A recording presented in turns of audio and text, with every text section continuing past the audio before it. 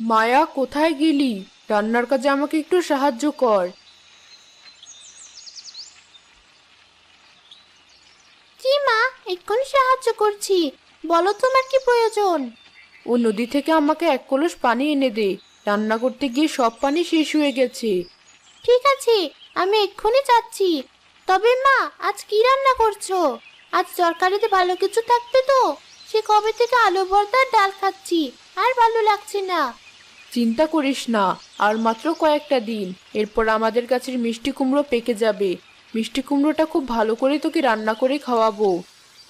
মিষ্টি কুমড়া গাছটাকে আমি কত যত্ন করে রেখেছি। মিষ্টি কুমড়াটাও দিন দিন বড় হয়ে যাচ্ছি। খেতে অনেক মিষ্টি হবে। কতদিন পর আমি মিষ্টি কুমড়ো খাবো। ঠিক বলেছিস। এখন যা তাড়াতাড়ি, তোর বাবা আবার চলে আসবে।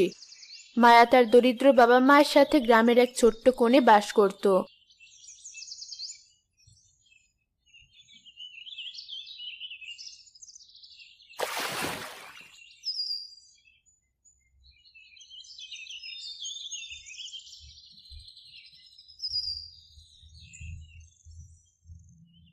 পানি তো ভরা শেষ হয়ে গেছে। এখন মায়ের কাছে যাওয়ার আগে একটু বাড়ির পিছনে কুমড়ো গাছটা দেখে আসি।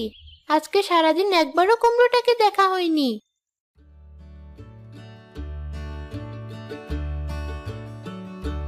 বাহ, কুমড়োটা তো বেশ বড় হয়ে গেছে। আর মাত্র কয়েকটা দিনের অপেক্ষা। কুমড়ো, চিন্তা